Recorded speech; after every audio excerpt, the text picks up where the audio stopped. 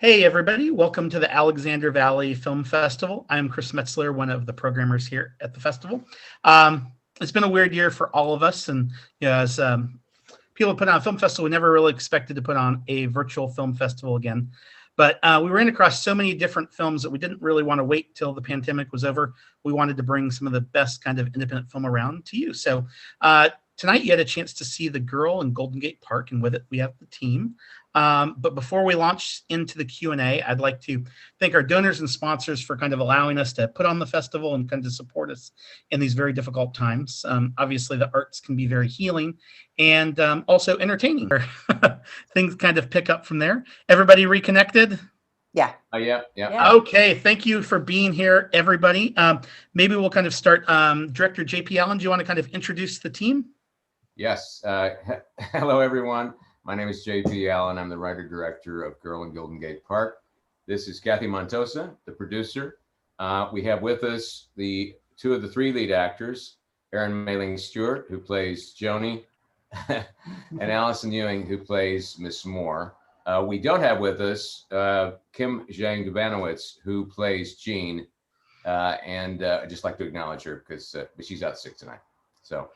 Awesome. Well, thank you all for joining us. I had the pleasure of seeing the film as part of SF Indie Fest earlier in the year, and kind of was a fan favorite. And it's always kind of nice to support Bay Area kind of arts people, but also it's always neat when you kind of run into films. And so maybe JP, maybe a good place to start is how did you kind of sit down at the laptop and decide to kind of this was the story you were inspired to tell?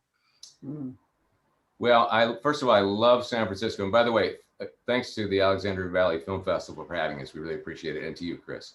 Absolutely.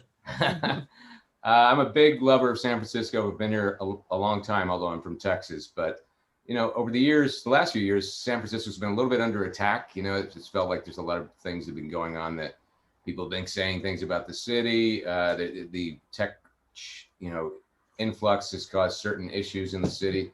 And so I just thought a lot about the meaning of home and how much it feels so important to me here, the idea of home and how at home I feel here. And anyway, so I started thinking about that overall. And then I saw some people living in the street right outside this window in a car. And it just kicked off an idea about a person who might be living in that situation. Also, I had some friends who actually were being evicted from their homes.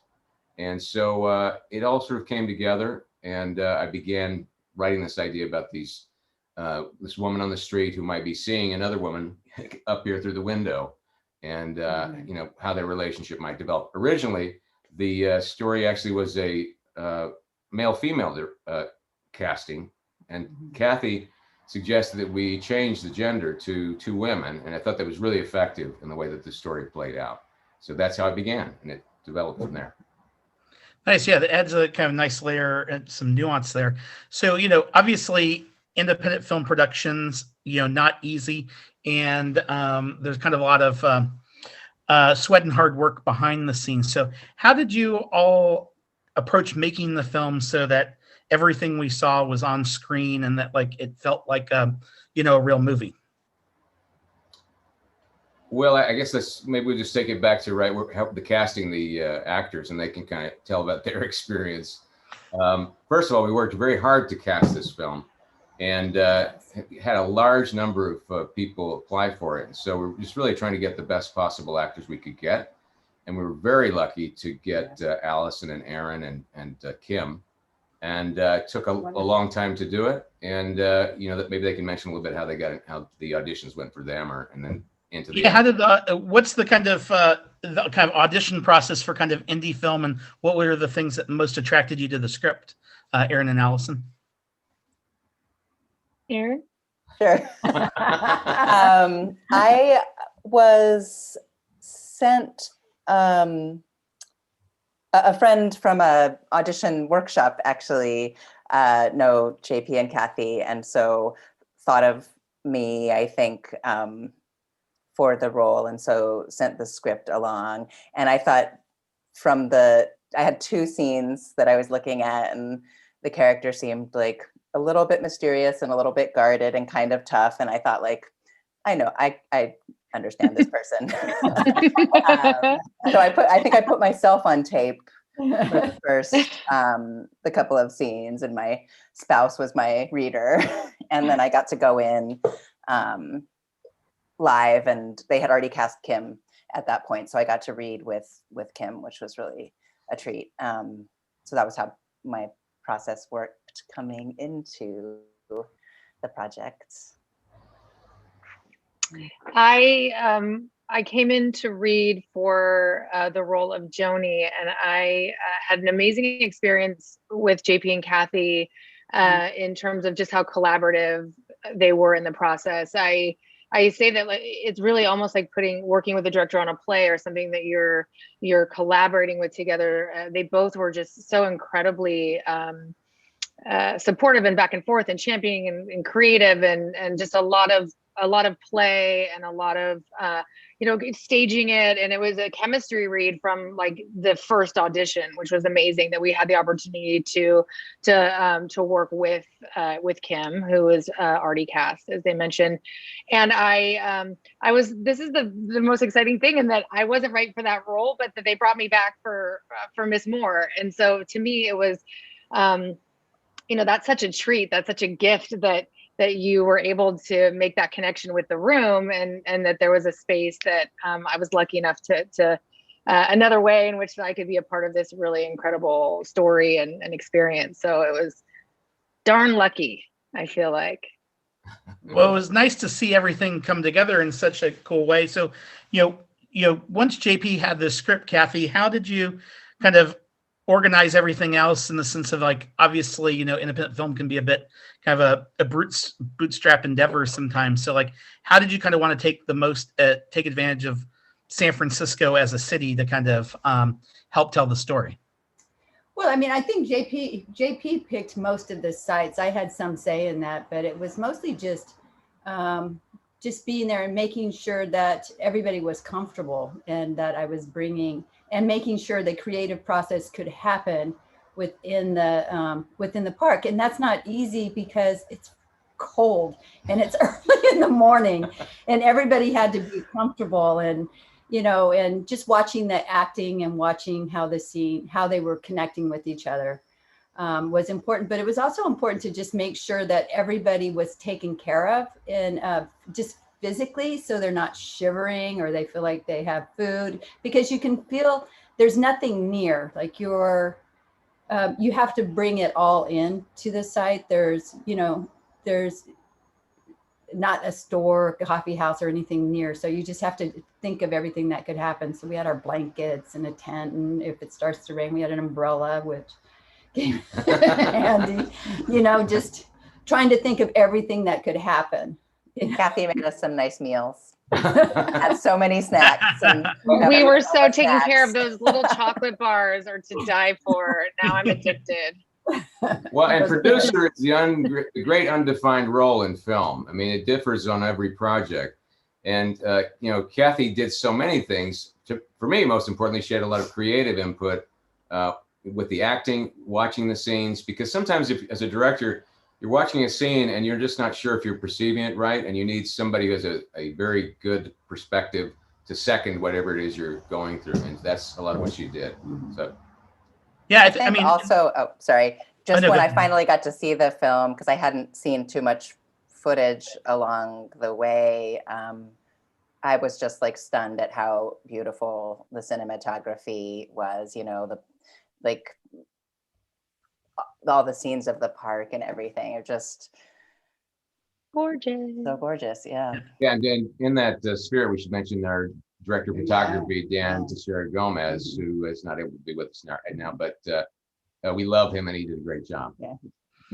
Yeah, it's kind of one of those films that it felt very intimate, but at the same time, it had this kind of like in somewhat epic quality, in the sense that you're just kind of immersed in this place and these interaction between the characters. I think one of the things that often people are always curious is that, people often don't necessarily think of San Francisco as a film town. And if so, they often think of like documentary films and things. And so, like, what was it like working in the Bay Area, and like, how do you think it allowed you to kind of creatively make, kind of manifest your vision, I guess, in some way? I mean, like, was it just a little bit more kind of laid back, or what was the situation like? Well, on this film, we had a specialized process, and maybe the actors can speak more in a moment to their experience with films here in the city. But one of the great luxuries that we had on this film, with the patience of the actors, was that we filmed it over a year in time that we were shooting it. Mhm. And so that's when we've worked in other situations, say with bringing people in from LA or other cities, the time compression gets very intense. In this case, with working with our local actors, we were able to take the patience to get those sort of epic shots that you're talking about, to really refine the intimacy that you mentioned, without being under a time crunch and rushing it. So for us, it's fantastic. We love working here with the Bay Area actors, and it's one of our favorite things to do. Mhm. I don't know how it is for the actors. They can speak to that. I've mostly been a theater actor, so I don't have an LA experience to compare it to. So it's great to have film happening in San Francisco. I hope that there will be more. Yeah, I definitely think that this is a burgeoning place where there's a lot of cool things that are happening. It's amazing to be able to drive 30 minutes to location and not have to travel, and to be able to be hosted in the homes of these amazing filmmakers and feel like you're part of a family. It also is such a treat for me, which I didn't realize for me until I saw the film, was that I live here. Like, this is, I have a lot of love and tenderness for the city, and a lot of pain for what it's going through too. But to see the beauty and to capture it in such a magical way, I don't think a lot of people see the nature side and kind of the magical side of this urban place. So that was such a treat too. Well, and one of the good things about during COVID, actually, and this is outside of the film production, but there are so many places in San Francisco that even I've lived here 30 years, I still don't know them all. And we just kept finding more and more. And in our quest for locations, even within Golden Gate Park, we're still finding locations all the time. It's pretty amazing what is here and how much beauty there is. Indeed. Well, so I think one of the things that people might be interested in, what is it like being a creative person in the Bay Area, and like, what are kind of some of the kind of unique challenges and also just rewards for kind of making a living here, and whether it be theater or film and art and things? I, without a doubt, have had the most impactful experiences in the Bay Area, because every single film I've been attached to has a story of social significance, of political significance, gentrification, lots of different, as one, social justice, racial justice. And so I've had this amazing opportunity in this this city is very awake to what is happening, and there are creatives who are using their talents to tell broader stories of humanity and impact. And so for me, that's just been the gift of being here. I mean, it is very different. It has a different flavor. It has a very indie flavor versus a commercial flavor. And so I've found it's almost like I almost resist, the other side of the world that I do. I have an agent, I'm doing those things, but it's like, then I'm afraid I won't be able to have this magical thing that I know is coming in the city, and they do, and they are. So that's my feeling on it. I'm pretty rooted in the creative community here. I came from a dance background and then theater, and dance is really strong in this city. And I think it has changed a bit over the years, but I still think there's a really incredible community of like fairly radical artists here that I think is pretty special. Looking forward to doing a short film this summer with a company called Detour Dance, and I get to do it with three sisters of perpetual indulgence, and they, if you don't know, are drag nuns who do a lot of like community service, but they're also just sort of fabulous. So there's like a very thriving drag performance scene here that is not like just dressing up and looking pretty. It is like some weird performance art that is like, so I feel pretty lucky to be here. And it feels like a good place to have like a fairly balanced life. But I've seen a lot of artists leave, both during the pandemic, in the years preceding, you know, in all the waves of bubbles and booms and busts and things. And that's hard. And I see younger artists are still coming and still working here, but they're having to just hustle so hard. And I think also always kind of have one foot like, well, if I can't make rent this month, you know, so it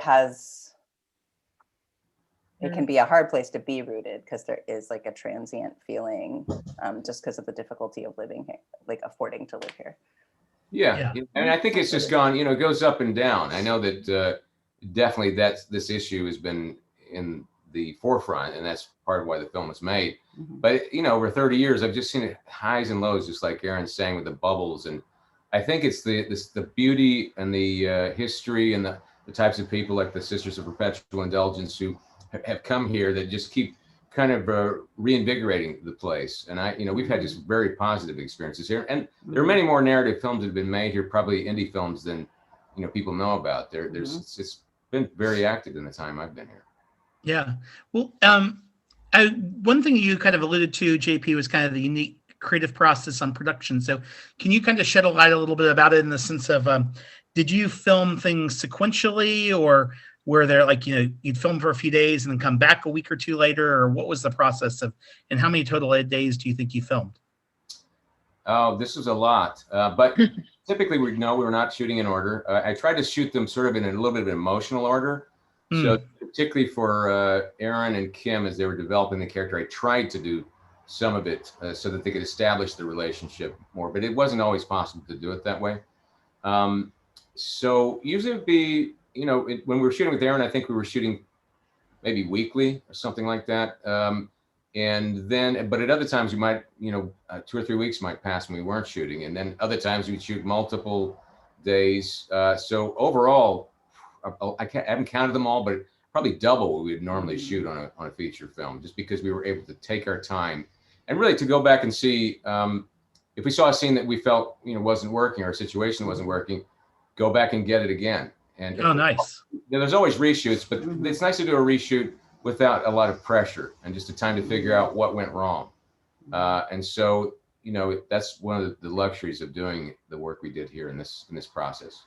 Another beautiful thing is that we weren't doing 18-hour days. We weren't doing 15-hour days. They took such good care of our bodies and our minds, and, you know, and our well-being. So that's such a treat too, right? And whenever you know, it's usually like you're cramming in a feature, and I have one coming up that's going to be 3 weeks of a little bit of torture, you know, and this was, you know, very worried about continuity for this one. And like, that freaked me out a little bit, of course. But other than that, I mean, it just made for such kind of luxurious in terms of like the actual days that we were shooting. Sometimes it would be like a few hours.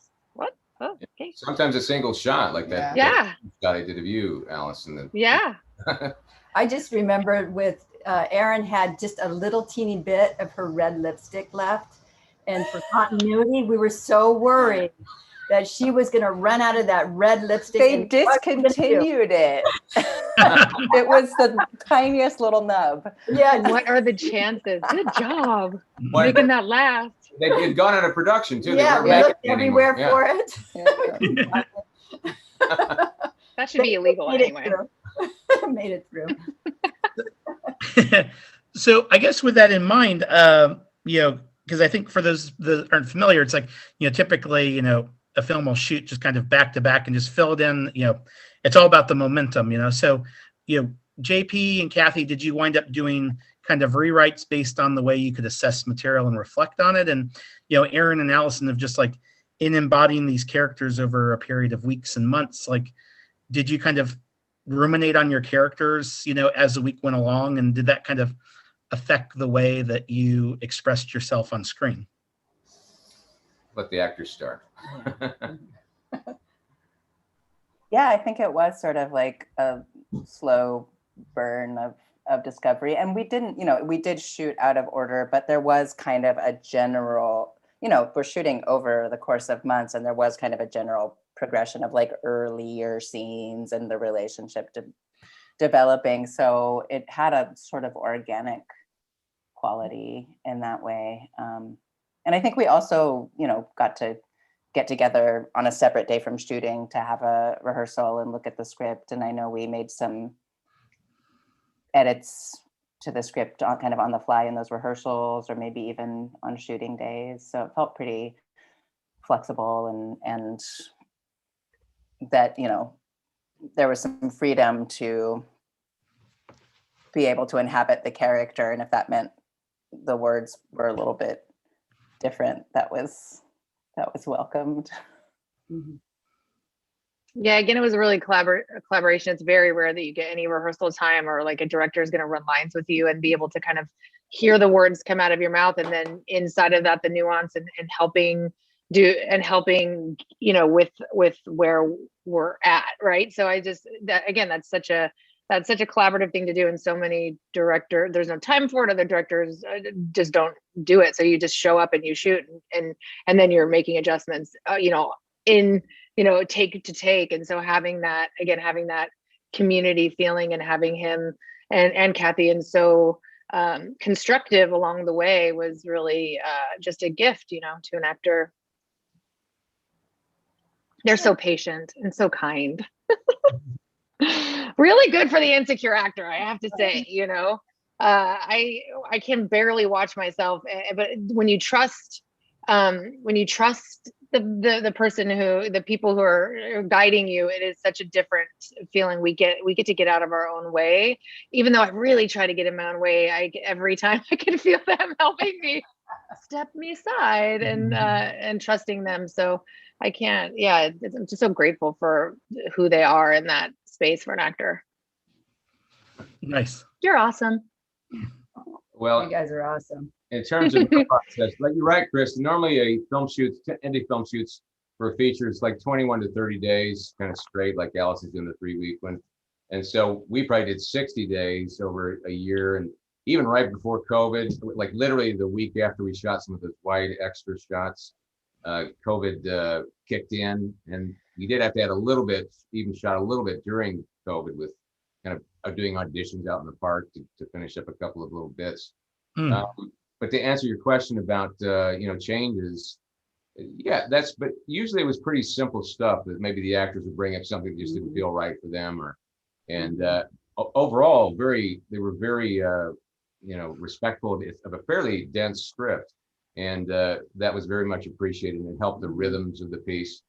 And naturally, just like any films, there were scenes, for example, I won't give anything away, but toward the end of the film, there was a major scene that we had written, probably one of the longest scenes in the film, that we just didn't feel was working properly. And so we had to essentially just rewrite an entirely visual ending that in reality, it worked much better, in my opinion. And that's sort of the fun of serendipity when you're shooting, especially if you can feel that in your heart, there may be an alternative, which is how we felt with that scene. So other times, you have to go back and fix it. Yeah. Nice. Well, thanks again for making a wonderful movie and sharing it with us. And so my last question as we kind of wrap up, outside of saying thank you, is that, we in the audience are basically your street marketing team. So like, what are ways that we can kind of help spread the word of the film, and also follow your efforts in getting this film out there, and also as a filmmaker, JP? We've made a number of films, and you can access any of them on coffeeandlanguage.com. coffeeandlanguage.com. They're available on Amazon. We've also we're releasing a film just now called Love and Demons, one of our kind of fun comedies, or weird comedies. You'll be the judge. On Google Play, iTunes, Apple TV, Vudu. So we're trying to get them out there as best we can. But of course, we're indie filmmakers. Check out our film, So you can find them a lot of places. So. Okay, and so coffeeandlanguagepictures.com?